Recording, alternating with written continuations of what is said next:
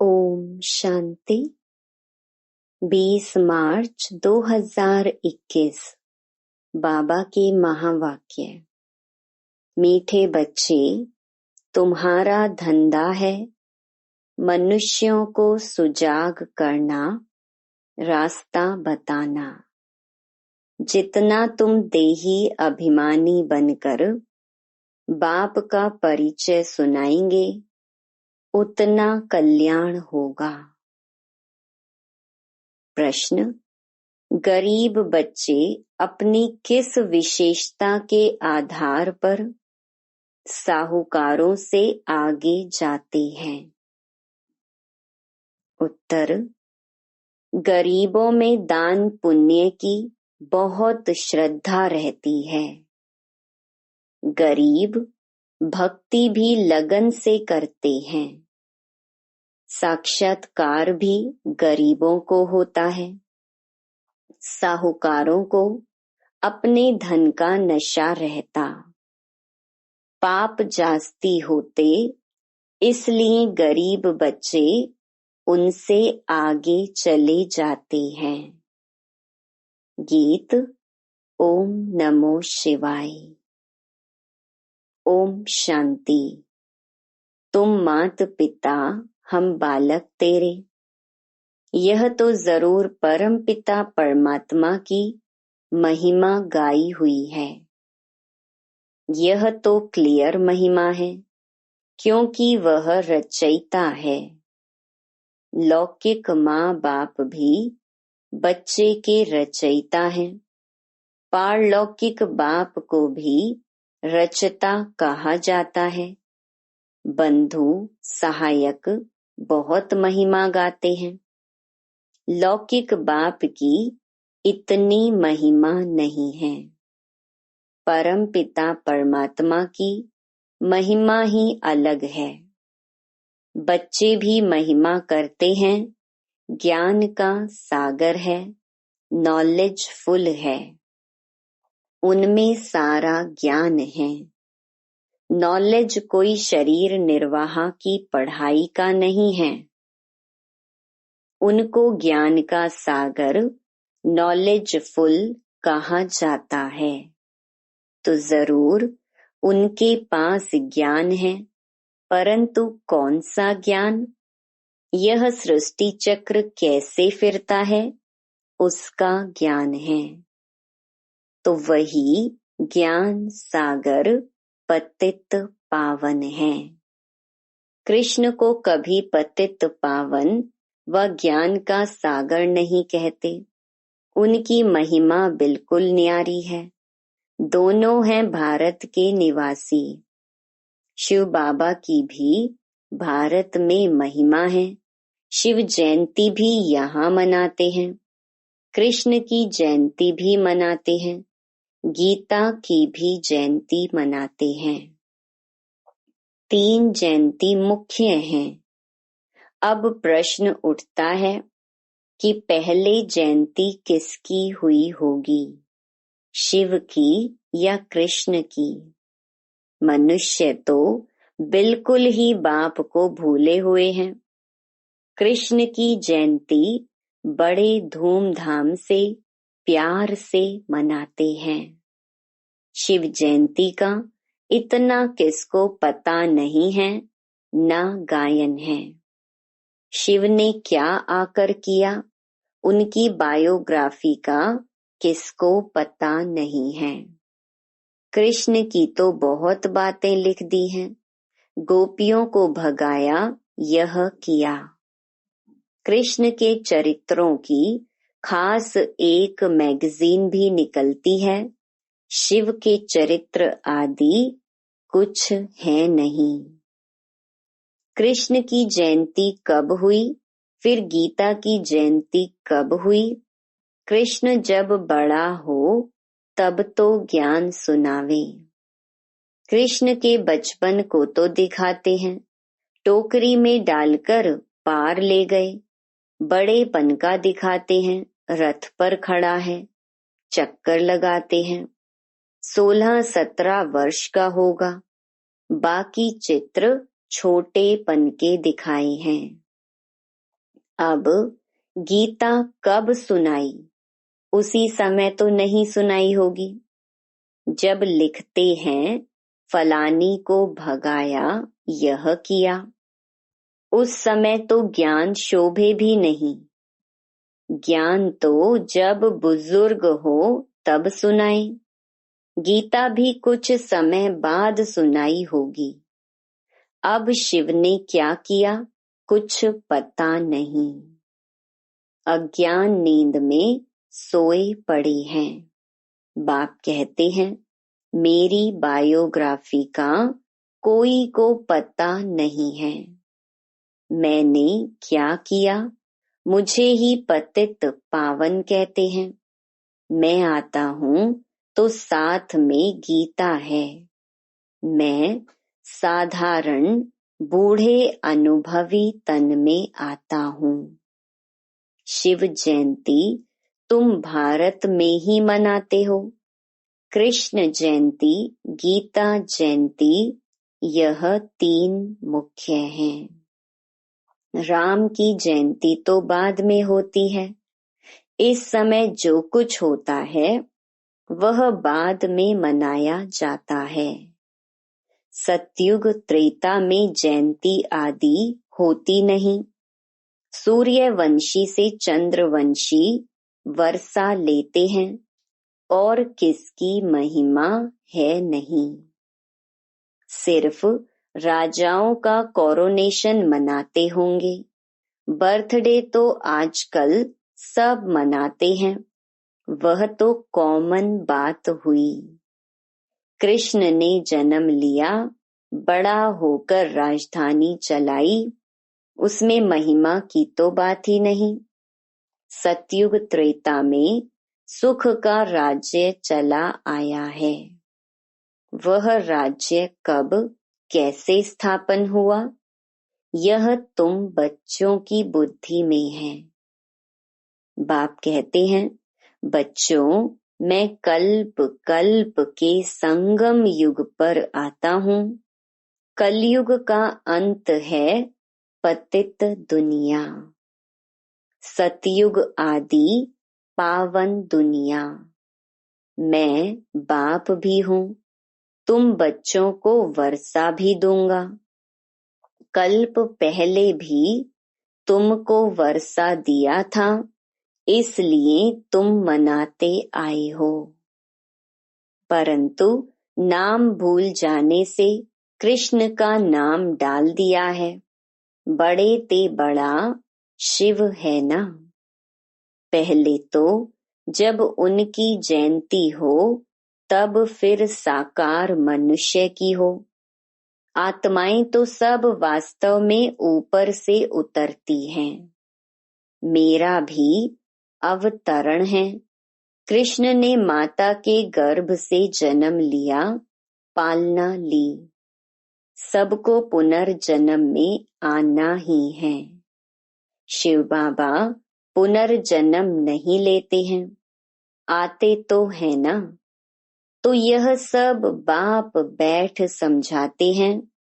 ब्रह्मा विष्णु शंकर की त्रिमूर्ति दिखाते हैं ना। ब्रह्मा द्वारा स्थापना, क्योंकि शिव को तो अपना शरीर है नहीं। खुद बैठ बताते हैं, मैं इनके बूढ़े तन में आता हूँ। यह अपने जन्मों को नहीं जानते हैं। इनके बहुत जन्मों के अंत का यह जन्म है। तो पहले पहले समझाना पड़े। शिव जयंती बड़ी या श्री कृष्ण जयंती बड़ी? अगर कृष्ण ने गीता सुनाई तो गीता जयंती तो श्री कृष्ण के बहुत वर्षों के बाद हो सके, जबकि कृष्ण बड़ा हो। यह सब समझने की बातें हैं ना। लेकिन वास्तव में शिव जयंती के बाद हुई फट से गीता जयंती। यह भी पॉइंट्स बुद्धि में रखनी है। पॉइंट तो ढेर हैं, बिगर नोट किए याद रह न सके। बाबा इतना नजदीक है, उनका रथ है। वह भी कहते हैं सब पॉइंट्स समय पर याद आ जाएं। मुश्किल है, बाबा ने समझाया है। सबको दो बाप का राज समझाओ। शिव बाबा की जयंती मनाते हैं, जरूर आता होगा। जैसे क्राइस्ट, बुद्ध आदि आकर अपना धर्म स्थापन करते हैं, वह भी आत्मा आकर प्रवेश कर धर्म स्थापन करती है। वह है हेवनली गॉड फादर, सृष्टि के रचयिता। तो जरूर नई सृष्टि रचेंगे, पुरानी थोड़े ही रचेंगे। नई सृष्टि को स्वर्ग कहा जाता है। अभी है नरक। बाबा कहते हैं मैं कल्प कल्प के संगम पर आकर तुम बच्चों को राजयोग का ज्ञान देता हूँ। यह है भारत का प्राचीन योग। किसने सिखाया? शिव बाबा का नाम तो गुम कर दिया है। एक तो कहते गीता का भगवान श्री कृष्ण और विष्णु आदि के नाम दे देते हैं। शिव बाबा ने राजयोग सिखाया था, किसको पता नहीं है। शिव जयंती निराकार की जयंती ही दिखाते हैं। वह कैसे आया, क्या आकर किया? वह तो सर्व का सद्गति दाता, लिबरेटर, गाइड है।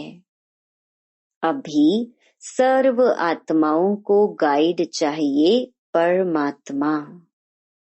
वह भी आत्मा है। जैसे मनुष्यों का गाइड भी मनुष्य होता है, वैसे आत्माओं का गाइड भी आत्मा चाहिए। वह तो सुप्रीम आत्मा ही कहेंगे। मनुष्य तो सब पुनर्जन्म ले पतित बनते हैं, फिर पावन बनाए वापस कौन ले जाए? बाप कहते हैं मैं ही आकर पावन होने की युक्ति बताता हूँ। तुम मुझे याद करो।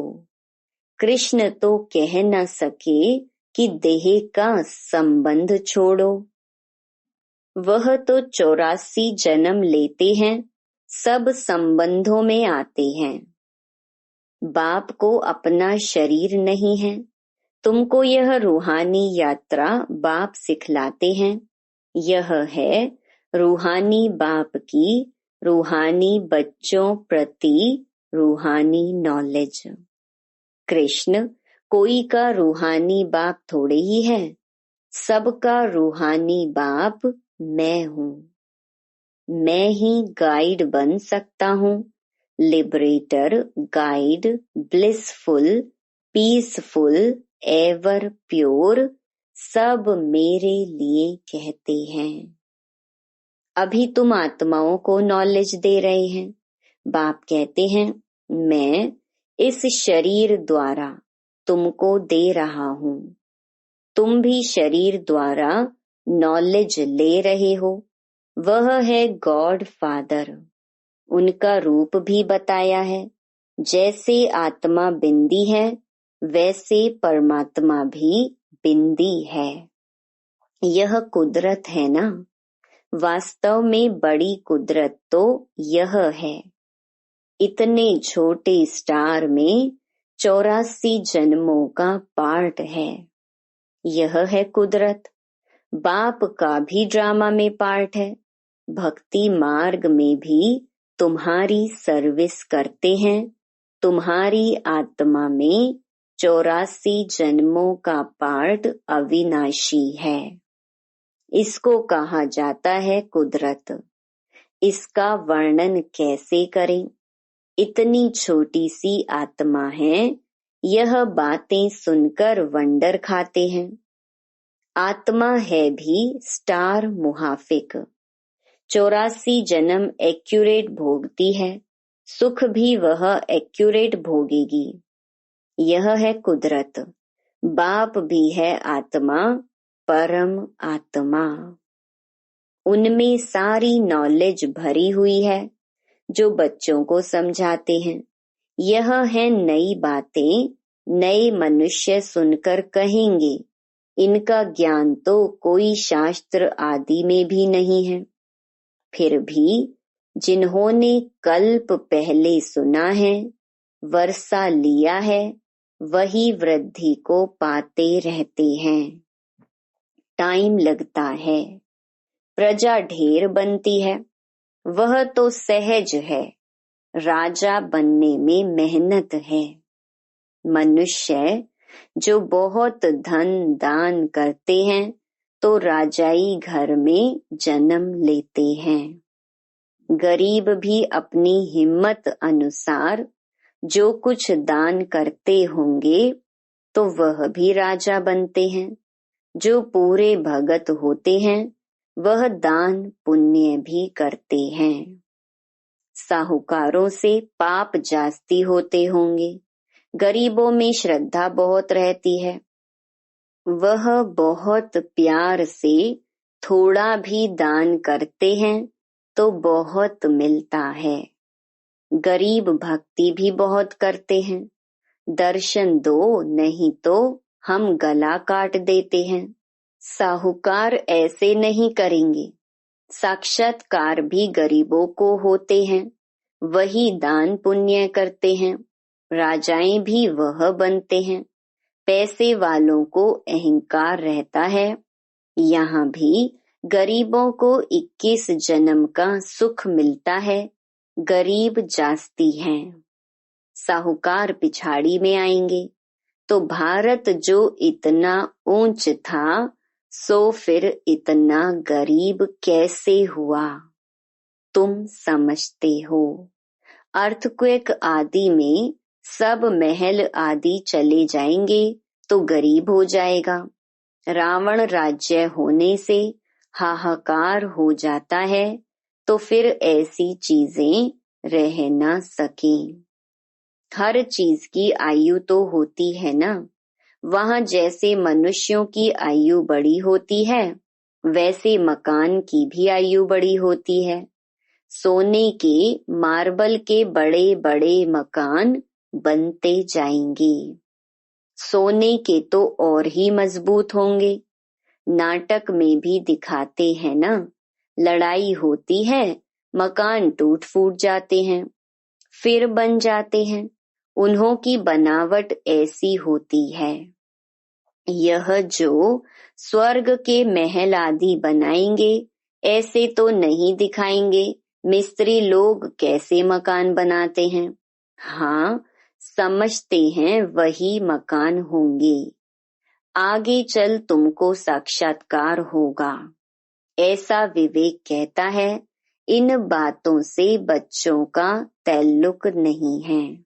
बच्चों को तो पढ़ाई पढ़नी है, स्वर्ग का मालिक बनना है। स्वर्ग और नरक अनेक बार पास हुआ है, अभी दोनों पास हुए हैं। अभी है संगम। सतयुग में यह नॉलेज नहीं होगी। इस समय तुम बच्चों को पूरी नॉलेज है। लक्ष्मी नारायण को यह राज्य किसने दिया था? अभी तुम बच्चों को मालूम है। इन्होंने यह वर्षा किससे पाया? यहाँ पढ़ाई पढ़कर स्वर्ग के मालिक बनते हैं, फिर वहां जाकर महल आदि बनाते हैं। सर्जन भी बड़े बड़े हॉस्पिटल बनाते हैं ना। बाप तुम बच्चों को दिन प्रतिदिन अच्छी अच्छी पॉइंट्स सुना रही हैं। तुम्हारा धंधा ही है मनुष्यों को सुजाग करना, रास्ता बताना। जैसे बाप कितना प्यार से बैठ समझाते हैं, देह अभिमान की दरकार नहीं। बाप को कभी देह अभिमान नहीं हो सकता तुमको मेहनत सारी देही अभिमानी होने में लगती है। जो देही अभिमानी बन बाप का बैठ परिचय देते हैं, गोया बहुतों का कल्याण करते हैं। पहले देह अभिमान आने से फिर और विकार आते हैं। लड़ना झगड़ना नवाबी से चलना देह अभिमान है। भल अपना राजयोग है तो भी बहुत साधारण रहना है। थोड़ी चीज में अहंकार आ जाता है। घड़ी फैशनेबल देखी तो दिल होगी यह पहने, ख्याल चलता रहेगा। इसको भी देह अभिमान कहा जाता है। अच्छी ऊंची चीज होगी तो संभालना पड़ेगा, गुम होगी तो ख्याल होगा। अंत समय कुछ भी याद आया तो पद भ्रष्ट हो जाएगा। यह देह अभिमान की आदतें हैं। फिर सर्विस बदले डिसर्विस भी जरूर करेंगे। रावण ने तुमको देह अभिमानी बनाया है। देखते हो बाबा कितना साधारण चलते हैं। हरेक की सर्विस देखी जाती है। महारथी बच्चों को अपना शो करना है। महारथियों को ही लिखा जाता है, तुम फलानी जगह जाकर भाषण करो। एक दो को बुलाते हैं, लेकिन बच्चों में देह अभिमान बहुत रहता है। भाषण में भल अच्छे हैं, परंतु आपस में रूहानी स्नेह नहीं है। देह अभिमान लून पानी बना देता है। कोई बात में झट बिगड़ पड़ना यह भी नहीं होना चाहिए। इसीलिए बाबा कहते हैं, कोई को भी पूछना है तो बाबा से आकर पूछो। कोई कहे, बाबा आपको कितने बच्चे हैं? कहूँगा, बच्चे तो अनगिनत हैं, परंतु कोई कपूत कोई सपूत अच्छे अच्छे हैं। ऐसे बाप का तो फरमान बरदार वफादार बनना चाहिए ना। अच्छा, मीठे मीठे सिकिलधे बच्चों प्रति मात पिता बाप दादा का याद प्यार और गुड मॉर्निंग। रूहानी बाप की रूहानी बच्चों को नमस्ते। धारणा के लिए मुख्य सार। पहला, देह अभिमान में आकर किसी भी प्रकार का फैशन नहीं करना है। जास्ती शौक नहीं रखने हैं। बहुत बहुत साधारण होकर चलना है। दूसरा, आपस में बहुत बहुत रूहानी स्नेह से चलना है। कभी भी लोन पानी नहीं होना है। बाबा का सपूत बच्चा बनना है। अहंकार में कभी नहीं आना है। वरदान, समर्पणता द्वारा बुद्धि को स्वच्छ बनाने वाले सर्व खजानों से संपन्न भव। ज्ञान का श्रेष्ठ समय का खजाना जमा करना व स्थूल खजाने को 1 से लाख गुणा बनाना अर्थात जमा करना, इन सब खजानों में संपन्न बनने का आधार है स्वच्छ बुद्धि और सच्ची दिल।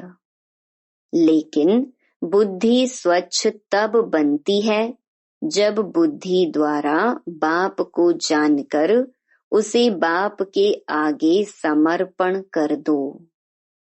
शूद्र बुद्धि को समर्पण करना अर्थात देना ही दिव्य बुद्धि लेना है। स्लोगन, एक बाप दूसरा न कोई, इस विधि द्वारा सदा वृद्धि को प्राप्त करते रहो। Om Shanti. To watch Peace of Mind channel videos on YouTube, subscribe us on youtube.com/tvpeaceofmind. Just a click for a peaceful life.